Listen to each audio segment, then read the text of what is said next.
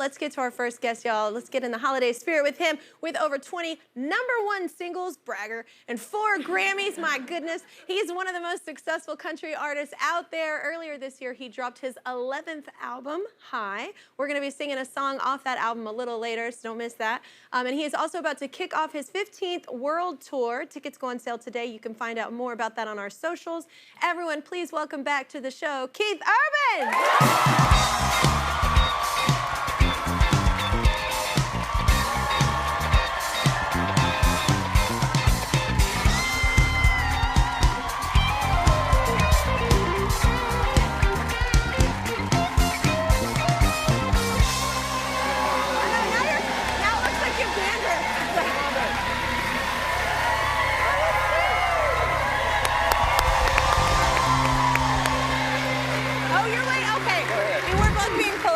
That happens. Now, we just wanted to make it look like you had really bad dandruff issues on this show.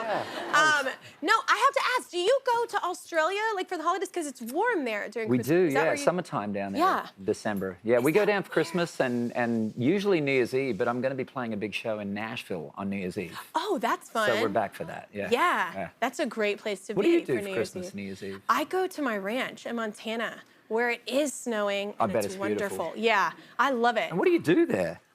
We go four-wheeling, we go snowmobiling, we, you know, just sit by fireplace and then am so happy that you're not doing anything. Yes. Yeah, we chill. Like, we play games and stuff. What do y'all do? Do you, because it's not snowy or like Christmassy where you go to the beach and you're so weird. I know, you barbecue. It's basically, imagine 4th of July, but it's Christmas. Yeah. And you grew up like that, so it's normal. Yeah. I heard that y'all might be moving there, like, for good. Is that lie? Is that a lie? I know, I read that too. It's okay.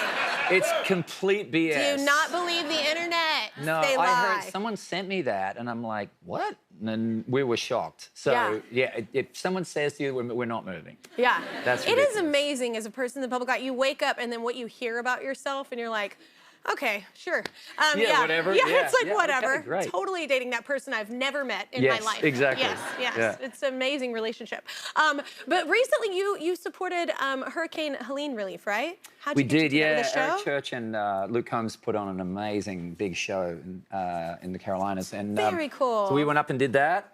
Nick and I both went up, and it was extraordinary. I think they raised like $27 million or something. Yeah. It was unbelievable support. Yeah. Able to raise that kind of money and have a good time, it's such a perfect idea. Yeah, it was great. Do you think I feel like you're that guy. You feel like it's important. You've been really blessed. You like to bless others. It's important to give back, right? When I was about 10 years old, our family's house burned down. Oh. And we were both at school at the time. My mum was at work. And so it was during the day, so we were very lucky. But we lost everything. The house completely burned, all our clothes.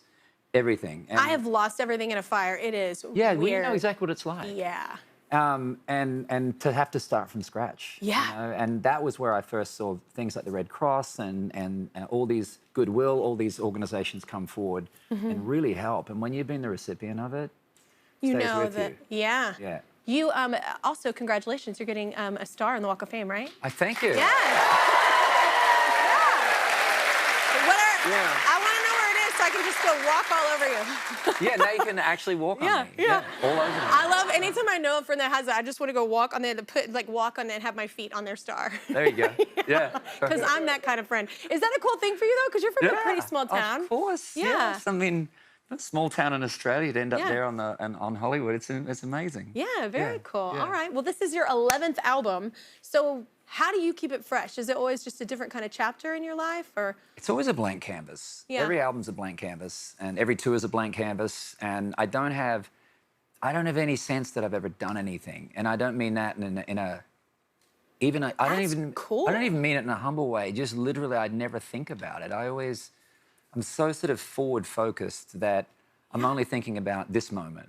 Yeah. So the songs, I know in 2020 when we couldn't tour, and I put out an album and couldn't tour it, it never happened in my life. And I was so frustrated. And I realized I wasn't just frustrated because I missed playing live, I missed being able to give the songs more dimension. Yeah. Because the album is one version. And it's so different than what you're feeling in the studio.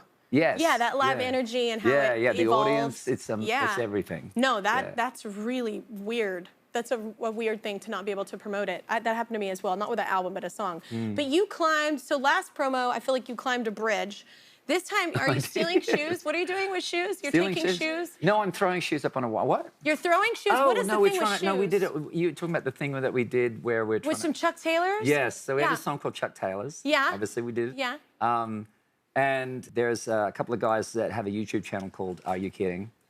And we did a thing. Here it is. There it is. So we went to a university, Belmont University, and they have a sign that basically says the first person that has a pair of Chucks that fit my feet. Cinderella. Okay. Yeah, exactly. Yeah, okay. The Converse Cinderella. Yeah, that was it. The rock and roll Cinderella. All right, I like it. I just loved it. I was like, wait, what? You're taking people's shoes? I was like, what's happening? Okay, so you did a show. We talked about this a little bit earlier privately, but you did a show that shut down Broadway, right? That's where all the bars are in Nashville. Yeah. Was that on purpose? Did you mean to shut it down, or did so many people show up that you shut it down? Well, there it is. We wanted to do a... There's a few people there. I'm like, what's the... Yeah. Like, there's obviously a million ways you can promote when your album's coming out, but I went, why not do a free concert in Lower Broadway? That would be the perfect promotion. Brilliant. Like, let's just do that. Yeah. So, yeah, it was a blast. Yeah, it's such a fun crowd, and what a fun environment. Everybody's already drinking, having a good time there anyway. Totally, yeah. It's like the perfect crowd. Yeah, they were in the zone. It was great. Yeah. All right, well, we're going to need to take our first break. Lauren in our audience can help us out. Hi, Kelly and Keith. I'm a huge fan visiting from Omaha, Nebraska. My favorite song is Gone Tomorrow because it tells us to live with no regrets and to cherish what we have. I'm here with my mom and sisters, who I cherish very much. In fact, it's my mom's birthday. Oh, happy birthday! We can't wait to see you and Kelly perform later in the show. More with Kelly and Keith after the break.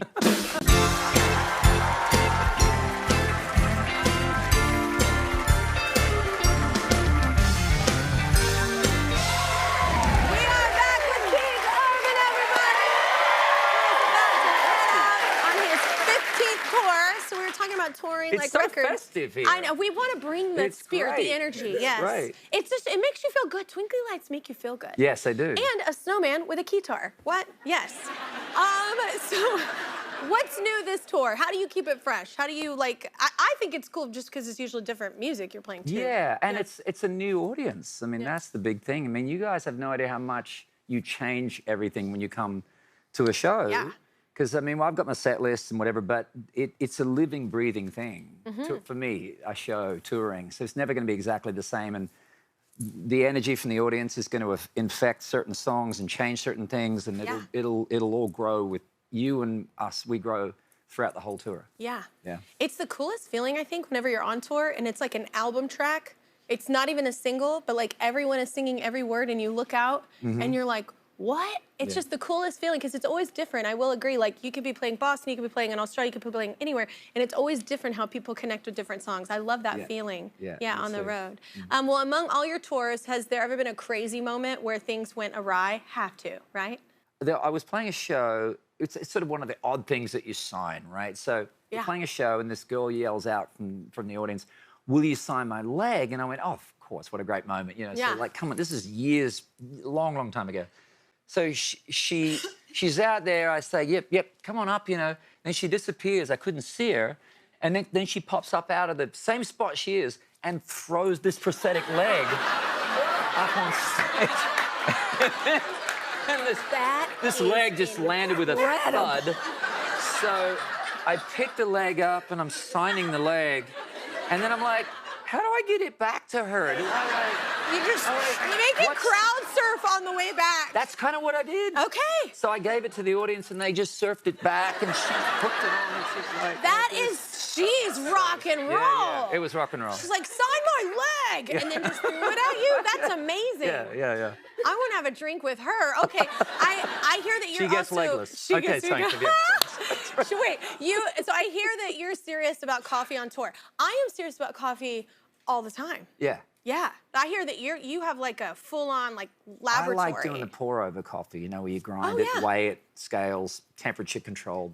It's annoying. So you guys, I took I need to get out more. No, I took a class. They surprised me for my birthday, my friends, so I could make a better cup of coffee because I make a cup of coffee. So did it help? The Can class you make a didn't good help. one now? No. I'm gonna be honest with you. I'm pretty sure he was stoned the entire time. Yeah. Yeah. Oh, he's a barista. The barista was like showing us, and I was like, oh my God, it took 5 hours. Right. But it was, to him, 5 minutes. But I tried to get better at it, but you're really good at it, like making a good cup. Because I hear there's like whipping cream. No. And like butter here. No, oh, there's butter. Yeah. Yeah. Or heavy cream. What do you use in your? Yeah, I do like the heavy cream, the heavy whipping. I saw your writer. I was like, is this how he makes it? Yeah. I'm always interested in how to make a good cup. Mine sucks. Okay, I'll make you a cup. Okay. Yeah, you can tell me if it's any good. Okay, I will tell you. Yeah. Don't ask. So is it bourbon in it or no? No bourbon? No, I don't know. Is it bourbon? No, no. I don't even like. I'm wondering how you have your coffee, Kelly. No. I know. I need, I think to regulate the caffeine in my. No, I don't ever really put. I only do that with hot toddies. Right, okay. Yeah. Yeah. I like a tequila.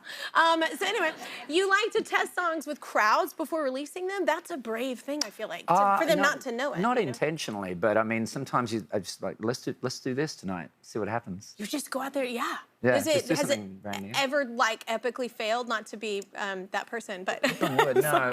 Yeah. Marble. You're like, oh no, okay, cool. No, but at the same time, I don't think that's an accurate read sometimes. Like if you don't know a song, you don't know a song. You can't really. You know what I mean? You're always going to respond more to a song you know. So I know when we tour, we're going to do the singles, like always going to do those. But I'm going to thread in new ones sporadically. I'm never going to stack them together. I think that's special when you do something, especially that you haven't done before. I think that's a special experience for the audience to get to be like the first people to hear it. Hopefully, I like that. Yeah, I do. I love the story of that. Yes. Yeah. That's cool. Yeah. It's brave, yeah.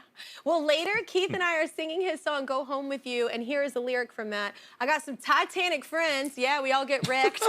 Order anything we want from the bottom shelf. Living large in a small town bar. Yay. This must have been the best writing room ever. Like those lyrics, that's amazing. I'm going to give all props to Breland right there. Yeah. That entire flow was all his. It's great. Right there. That's so Breland. Yes. He's such a great songwriter. We were holed up for about 2 weeks in a writing situation. Breland and I and Sam Sumser, Sean Small, the four of us were writing a bunch of songs. That's just one of the songs we wrote back in 2020. So it was during that sort of couldn't go anywhere, do anything. Yeah. So we just huddled together and wrote songs. You know what you did do with it? You put Lainey Wilson on it. I love it. Thank you. Yeah, I love her voice so much. She's amazing. It's the coolest texture, man. I think it's so good with your voice, too. Thank you. It blends so well. Thank you. I'm such a fan. All right, we need another break. Go online for info on Keith's upcoming tour. His latest album, High, is out now, and we're doing a song off of it later, so stick around.